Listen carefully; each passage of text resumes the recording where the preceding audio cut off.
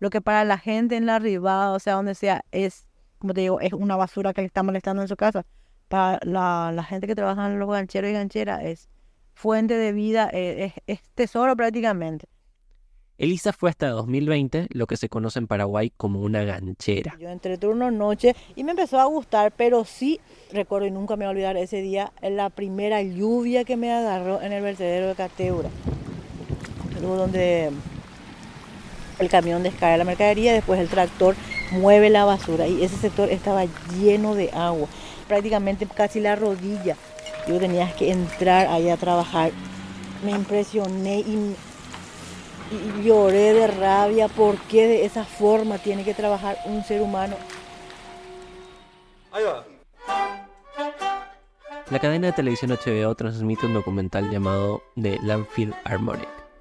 Es un gran relato, una historia de superación de un grupo de jóvenes que en medio de la miseria transforman los desechos de Cateura, el vertedero de la ciudad de Asunción en Paraguay, en instrumentos musicales y que viajan alrededor del mundo dando conciertos. Pero el documental no habla de la tragedia que se acumula con la basura de Cateura. Un drama lento y previsible, un drama que no se soluciona, un drama que se pone peor. Y la misma lógica, ¿verdad? O sea, estamos hablando otra vez de trasladar de un lugar, un problema a otro lugar. Esto es Políticas Recicladas, un podcast de Consenso y Ciencias del Sur. Les habla Maximiliano Manzoni. Acompáñennos. Buenas, ¿qué tal Elisa? ¿Cómo estás? Yo soy Elisa Barrios, que vivo en el Bañado Sur hace bastante tiempo. Cuando me agarró la primera inundación, conocí a gente que trabajaba en el vertedero Cateura. Siempre supe Cateura, pero nunca entré, nunca profundicé. Entonces, ya que yo no estaba, tenía algún trabajo fijo, entonces me dijo la chica, ¿querés trabajar? Sí, quiero probar, quiero trabajar. Lo que me llamó la atención es cómo la gente trabajaba, que el camión se acercaba, la gente tenía una bolsa que ellos mismos fabricaban de la comida de los animales. Y la computadora, la impresora tiene esa tinta así larga, una cinta negra que le pone a la impresora y eso.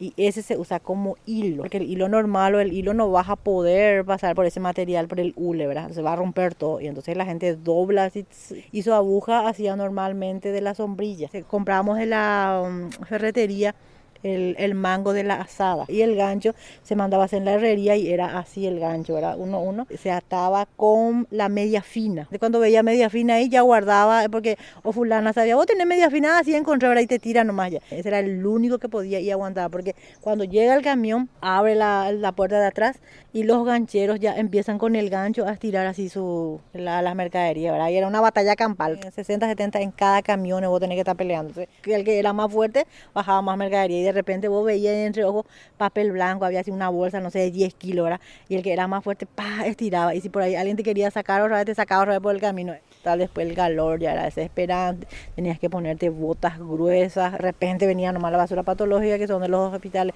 En ese hay jeringa que te puede traspasar. Que a mí me pasó una vez, ¿verdad? Me entró en el talón, una semana no pude trabajar. Una vez yo ganché, tenía el formol. Ese, por ejemplo, me dejó casi media hora sin ver ni nada, me empezó a picar todas las hojas, esas cosas. Por ejemplo, no tendría que venir a la basura, pero vos todo lo que podés cargar y después tirás en tu lugar. Te vas a glasear, cartón va aparte, polietileno hule va aparte, el plástico es aparte, el aluminio duro, eso también el aluminio de las latitas se compra aparte. Papel blanco, que sean de hojas de cuaderno o de oficina, se compra aparte. Las tintas también se clasifica. Ropas para usar ahí, vos juntás de ahí. Un muchacho hacia el otro lado encontró en una bolsa negra $20,000. Yo tenía anillo de 2 anillos de oro que había encontrado, anillo de plata, cadenas, todo viene. Y el cobre normalmente viene en los cables. Las botellas de vidrio, que tiene un precio menor, ¿verdad? Pero es pesado y en el alquilaje se recupera. Mediante Cateura tengo un hijo que se recibió de instrumentador quirúrgico en la Facultad Nacional de Medicina y se recibió él. Buenas, soy Luis Narvaja, soy joven del Bañado Sur. Mi mamá vino de Villarrica. La mamá de Luis fue ganchera. Estoy en una organización que se llama Juvensur, soy estudiante de filosofía.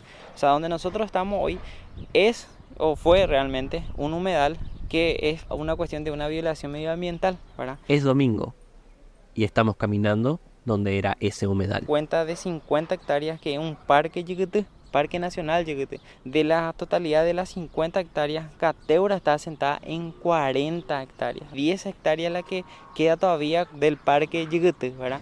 ¿Cómo una ciudad terminó amenazada por su propia basura? Por lo general se analiza muy poco los patrones culturales de la población en cuanto a su estilo de vivir lo urbano, Ella es Mabel Causarano, arquitecta y urbanista. de conformar la ciudad y de influir fuertemente en su paisaje, ¿verdad? Y una de las características de la población asuncena ha sido la de utilizar los recursos hídricos como vertederos. No es casual que antes de Cateura el otro vertedero haya sido un arroyo. Y cuando eso ya se colmató y llegó a un punto tal que ya estaba invadiendo la basura a los asentamientos precarios instalados en sus márgenes, entonces a mediados de los 80, la municipalidad toma la decisión de utilizar otro recurso hídrico, en este caso Cateura, una laguna, parte de un humedal muy rico en biodiversidad, que se convierte, bueno, en lo que es hoy. Atención pueblo paraguayo, habla el general Alfredo Es Stoll. 1984 y el intendente de la ciudad, Porfirio Pereira Ruiz Díaz, que era un militar que había sido puesto a dedo en el cargo por la dictadura de Alfredo Stroessner, elige ese humedal al lado del río Paraguay. En esa época todavía no se pensaba en la importancia de los humedales para la mitigación y la adaptación al cambio climático. Mientras caminamos con Luis, un guardia de Cateura nos hace gestos para que dejemos de grabar y sacar fotografías. Los gancheros, sin embargo, nos saludan desde una montaña de basura. Aquí no topé leche calculadora. Ahí está. Un trabajador, ¿verdad? Un solo ganchero producía por día 150.000 guaraníes. Eso es un promedio, ¿verdad? Y multiplicamos los días que se trabajan, ¿verdad? Normalmente ellos trabajan los 7 días. Entonces genera un solo trabajador 1.050.000 guaraníes, ¿verdad? Había que multiplicar por 4 semanas eso, ¿verdad? Que serían 4.200.000. Hay que multiplicar ese por cuánto, ¿verdad? Por 600 trabajadores, un promedio, ¿verdad? 2.520 millones en un mes que produce los gancheros acá. Eso implica que dinero que ellos no cobran por día, sino que ellos cobran normalmente en la semana, es que se inyecta acá en la zona y aliviana bastante. Fulana le debe al despensero, ¿verdad? Cobra sábado en Cateura, viene y le paga al despensero. El despensero de ahí se surte otra vez al mercado, las mercerías que hay. El día que el vertedero Cateura se llegue a cerrar. Son 600 familias aproximadamente que dependen de este negocio, ¿verdad? En base a eso, ¿verdad? Tener una población de casi 25.000 familias en Los Bañados. O sea, ¿cómo crees que eso incide directamente a nivel todo, ¿verdad? Yo salí un tiempito, ¿verdad? Voy a trabajar. Vos te vas a trabajar como limpiador o lo que sea, te pagan sueldo, ni siquiera sueldo mínimo, 1,5 millones te pagan. ¿Y qué vas a hacer con 1,5 millones? Es un trabajo ambiental porque están pues sacando todo lo que está sobrando el excedente, pues ellos están sacando, ¿verdad? Porque terminan quitando casi 2.000 toneladas, es un promedio que habían lanzado ellos, que los gancheros alivianan la basura de aquí, ¿verdad? Y entonces se les debería de valorar mucho más. ¿Y por qué no se les valora? La investigadora de la Universidad de Nuevo México, Jennifer Tucker, estudió durante años los esfuerzos para reformar el manejo de residuos en la Asunción. Una de las cosas que Tucker observó es que una y otra vez quienes estaban a cargo de esas reformas se enfocaban en los gancheros como si fuesen parte del problema y no parte de la solución. Esto es lo que Tucker llama perspectiva de déficit. Cuando los funcionarios del Estado y las ONGs ven a los gancheros, piensan que su situación se debe a problemas de comportamiento o por consumo de drogas o que el problema es cultural. Nunca piensan que los gancheros tienen mucho que enseñarnos. Los trabajadores informales construyeron la cadena de valor para el reciclaje en el país. Sin ellos, no existiría reciclaje en Paraguay. La perspectiva de déficit pasa por alto las capacidades y saberes que son necesarios para hacer este trabajo en las condiciones en las cuales los gancheros se encuentran. Los gancheros están haciendo lo que el Estado le deberían de hacer, ¿verdad? Tratar de reciclar. Más allá de lo que vendría siendo las empresas privadas que generan mucho más dinero de lo que los propios gancheros. ¿Cómo un vertedero público se convirtió en un negocio privado? En 2004, la ciudad de Asunción, gobernada en ese entonces por Enrique Riera, actual ministro del Interior, declaró su incapacidad para gestionar las toneladas de basura que producen sus habitantes. Enrique Riera privatizó Cateura a través de una licitación que tuvo un solo interesado: una empresa de capital brasileño y paraguayo llamada Empo. Empo consiguió un contrato de 30 años por el cual la municipalidad le pagaba $10 por tonelada de basura. En esa época, era un monto ya superior al promedio de la región. A cambio, Empo tenía la obligación de instalar ductos para que se ventile el gas metano que produce la basura y así evitar, en teoría, incendios. También tenía que negociar el trabajo con los gancheros y recicladores y gestionar el lixiviado, que es un líquido tóxico que generan los residuos del vertedero. Ese líquido se drena y va a parar a piletas muy cerca del río Paraguay, y se colaba entre las botas de los gancheros en los días de lluvia. Pero lo más importante es que Empo recibió ese contrato a cambio de la promesa de cerrar Cateura y llevar la basura a Asunción lejos de la ciudad. Acá es cuando el negocio se convierte en una guerra. Porque mientras que Empo se encargaba de la basura de Asunción, la capital de Paraguay, en el resto de las ciudades cercanas, el negocio era de otra empresa, llamada El Farol. Cuando Empo intenta abrir un vertedero en Villa Hayes, una ciudad enfrente a Asunción al otro lado del río Paraguay, El Farol logra que la junta de esa ciudad le revocara el permiso. Ambas empresas empiezan entonces a denunciarse mutuamente, dar coimas a políticos, ir a acciones judiciales y discutir durante casi una década en los canales de televisión. Mientras tanto, Cateura seguía creciendo, hasta que en 2020 se incendió. ¿Quién podría tener interés en quemar un relleno El director sanitario? de la empresa Empo acusó a una alta directiva de la empresa El Farol de haber ordenado el incendio en Cateura. Luego del incendio, el Ministerio del Ambiente constató que Empo no cumplía con las medidas para manejar el metano, que es altamente inflamable. Ese informe fue la estocada final en la guerra. Empo firmó la paz con la Municipalidad de Asunción a cambio de $200.000. El nuevo intendente de Asunción le da la concesión de Cateura a El Farol. La ciudad le pagará a la empresa durante los próximos 20 años unos $170 millones. No, es la forma que tiene que trabajar. Por ejemplo, tiene que haber un baño, eso no ponen. Tiene que haber agua. Cómo trabaja la gente en el sol. Sí, hablamos de la cuestión de mejorar la condición de la gente, ¿verdad?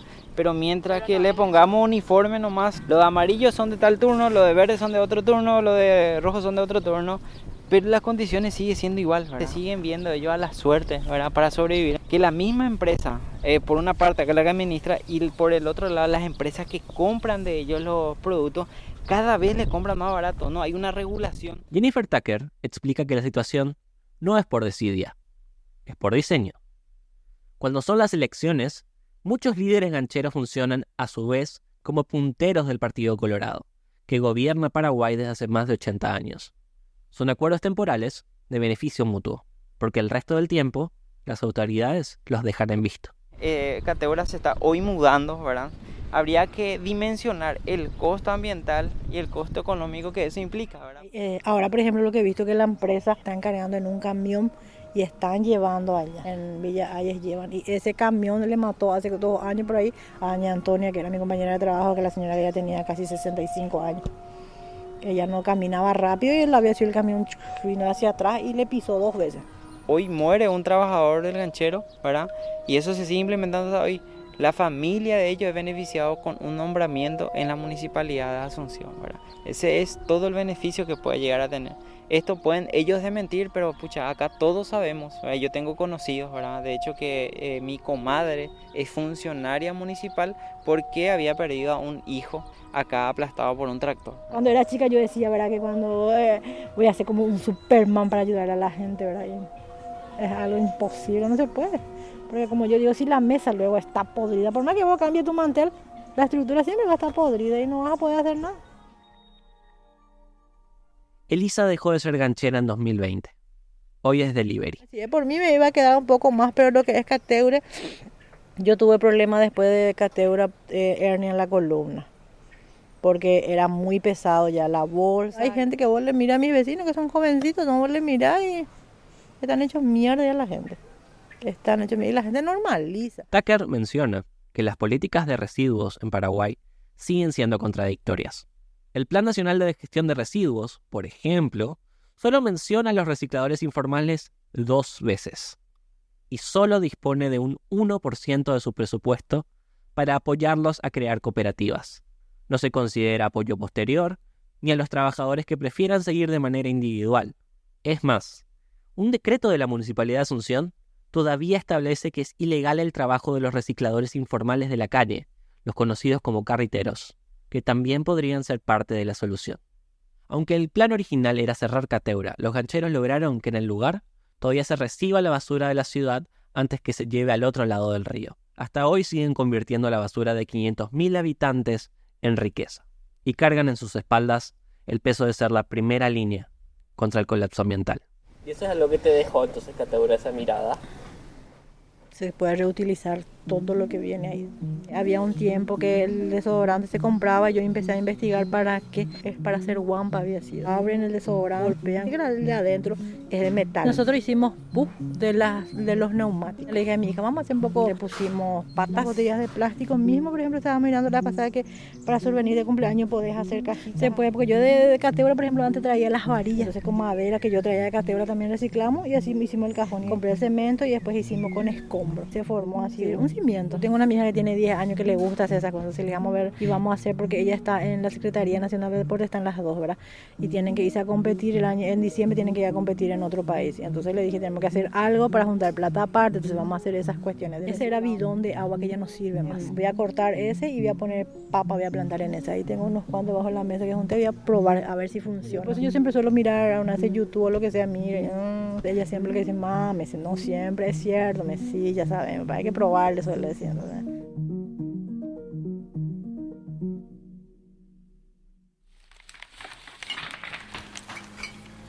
Políticas Recicladas es un especial de Consenso y Ciencias del Sur, con el apoyo de la Universidad de New Mexico.